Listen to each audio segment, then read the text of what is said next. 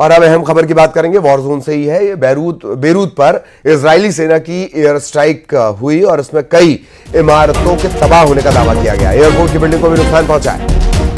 बड़ा अपडेट आपको बता दें, वॉर जोन से बेरूत पर इजरायली सेना ने एयर स्ट्राइक की और इसमें कई इमारतों के तबाह होने का दावा भी किया गया है। एयरपोर्ट की बिल्डिंग को भी इसके चलते नुकसान पहुंचा है।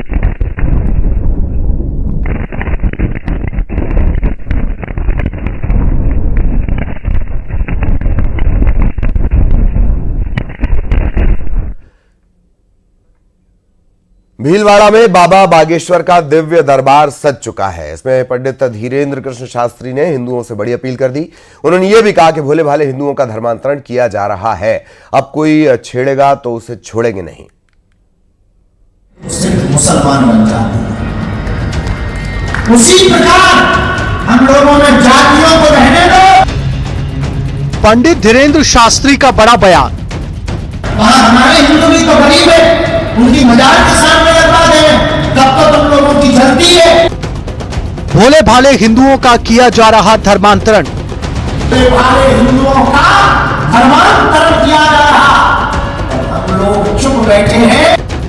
धीरेन्द्र शास्त्री का प्रण, छेड़ोगे तो छोड़ेंगे नहीं। दिया है, अगर तुम छेड़ोगे तो हम छोड़ेंगे नहीं तुमको।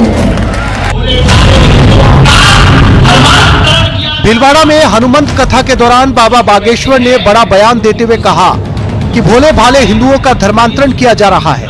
हम लोग चुप बैठे हैं, क्योंकि किसी पर भी हमला होता है तो लोग सोचते हैं कि हमला ब्राह्मण पर हुआ है, क्षत्रिय पर हुआ है, वैश्य पर हुआ है। मुसलमानों में बहुत जातियां हैं, शिया है, सुन्नी है, अंसारी है।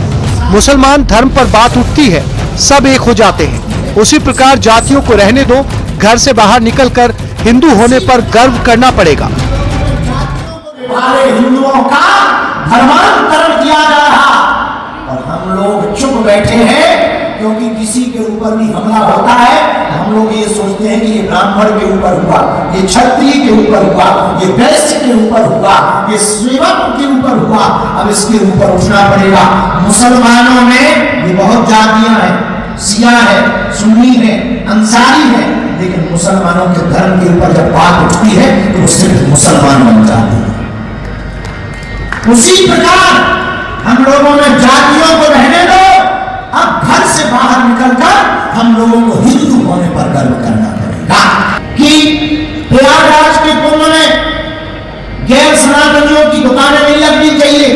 हमने कहा भाई साहब हमने क्या गलत कह दिया, मक्का मदीना में हमारी हिंदुओं की दुकानें में लगवा, इतना ही भाईचारा बनाना है। वहां हमारे हिंदू भी तो गरीब है, उनकी मजार के सामने लगवा दें, तब तो तुम लोगों की जलती है। इसलिए अब सुन लो कान खोलकर, अब वो हिंदू नहीं है तो तुम छेड़ोगे तो ये डर करके भाग जाएगा। मेरे पागलों, हमने हिंदुओं के लिए प्रण लिया है कि अगर तुम छेड़ोगे तो हम छोड़ेंगे नहीं। हमारी हिंदुओं की दुकान को लगवा। दरअसल भीलवाड़ा के तेरापंथ नगर के पास कुमुद विहार विस्तार में श्री हनुमंत कथा चल रही है, जिसमें लाखों श्रद्धालु पहुंच रहे हैं। पंडित धीरेन्द्र कृष्ण शास्त्री की हनुमंत कथा 10 नवंबर तक चलेगी। तो वहीं पंडित धीरेन्द्र कृष्ण शास्त्री के इस बयान पर अब राजनीति होना तय माना जा रहा है। न्यूज 18 के लिए राहुल कौशिक की रिपोर्ट।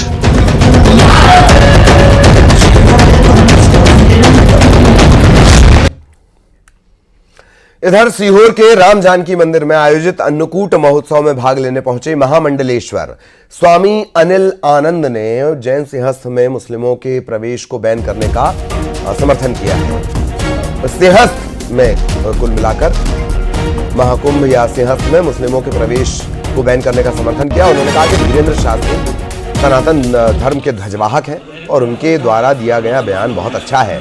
संत झूठा नहीं खा सकते और सिंहस्थ में मुसलमानों को बैन होना ही चाहिए।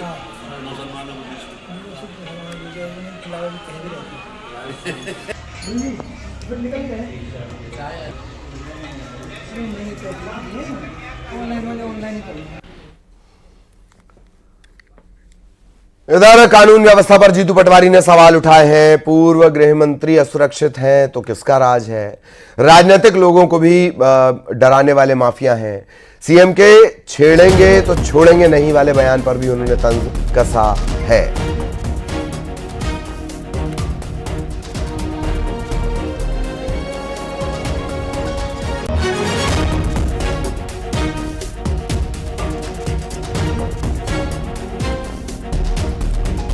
जीतू पटवारी लगातार हमलावर हैं और अब कानून व्यवस्था को लेकर वो सवाल उठा रहे हैं। वो ये भी कह रहे हैं कि पूर्व गृह मंत्री असुरक्षित हैं तो फिर ये किसका राज है?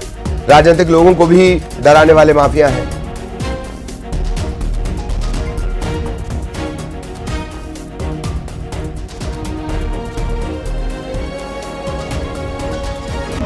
पूर्व गृह मंत्री असुरक्षित है इस प्रदेश में, तो क्या मैसेज है कि ये माफियाओं का राज है या नहीं है?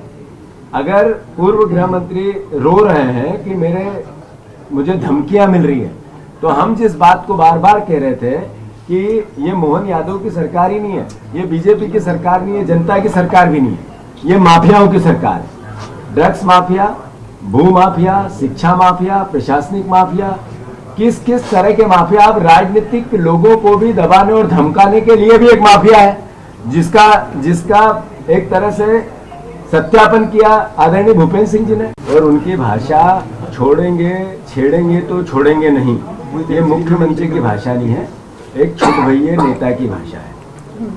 कटोगे तो बटोगे। अभी सचिन जी ने कहा कि हमारा नारा है कि बच्चों को पढ़ाओ और बढ़ाओ। एक साथ इस देश की प्राचीन सभ्यता, परंपरा, जो प्राचीन भारत की अपनी एक सीख है, एक शिक्षा है भगवान राम और कृष्ण की, उसमें मानवता ही महत्वपूर्ण है। उस भाव तो ये तमाम आरोप आप सुन रहे थे। राजपाल सिंह सिसोदिया साहब बीजेपी से हमारे साथ जुड़े हुए हैं। सिसोदिया साहब, मैं आपके पास आऊंगा, लेकिन वासु हमारे सहयोगी भी हमारे साथ बने हुए हैं। वासु, कानून व्यवस्था को लेकर जीतू पटवारी फिर हमलावर।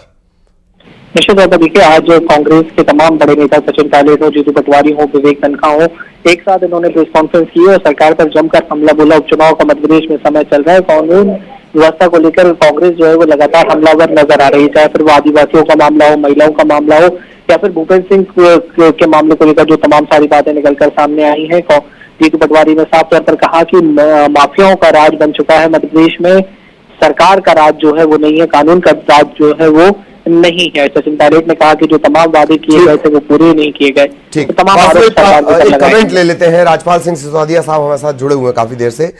सिसोदिया साहब, जीतू पटवारी कह रहे हैं माफिया राज हो गया है, सरकार का राज नहीं बचा है। राज नहीं, माफिया की कमर तोड़ने वाला राज है ये। इस राज में तमाम तरह के माफियाओं को नेस्तनाबूद करने का काम डॉक्टर मोहन यादव की सरकार ने किया है, और कार्रवाइयां भी ऐसी कि जिसके अंदर उनकी 7 पुश्ते हिल जाए। नेस्तनाबूद करने का काम हमने किया है। तमाम तरह के माफिया को मध्य प्रदेश के इस शांति के टापू से बाहर खदेड़ने का काम हमारी सरकार ने किया है। निश्चित तौर पर सिसोदिया साहब, 2 बातें, एक तो शांति का टापू और दूसरा आपने कहा 7 पुश्तें। ये दोनों ही चीज नजर क्यों नहीं आ रही है? इतना अगर एक्शन लिया जा रहा है तो निश्चित तौर पर नजर आ रही है, और नजर आने की भी चीज है ये। चाहे इंदौर की बात हो, चाहे भोपाल की बात हो, चाहे प्रदेश के अलग अलग अंचलों की बात है, हर प्रकार के माफिया को समाप्त करने का काम भारतीय जनता पार्टी की सरकार ने किया है। और हम जो है आने वाले समय में जिस प्रकार से हमारी सरकार लगातार काम कर रही है, हम ये कह सकते हैं कि यह मध्य प्रदेश शांति का टापू है, शांति का टापू बना रहेगा, या किसी भी प्रकार के रैकेट को चलने नहीं दिया जाएगा। ठीक, अगर इस प्रकार से कोई दुस्साहस करता भी है दूसरे प्रांत से भी आकर, तो उनको भी हमने पकड़कर और जेल में ठूसने का काम किया है। ठीक ठीक। सिसोदिया साहब प्लीज बने रहेगा। विवेक त्रिपाठी भी हमारे साथ जुड़े हुए हैं कांग्रेस की तरफ से। विवेक जी, बयान आया जीतू पटवारी का, सिसोदिया साहब कह रहे हैं कि नहीं, हम तो इतनी सख्त कार्रवाई कर रहे हैं कि 7 पुश्तें जो है वो अपराध के बारे में नहीं सोचेंगी, शांति का टापू है मध्य प्रदेश। त्रिपाठी जी।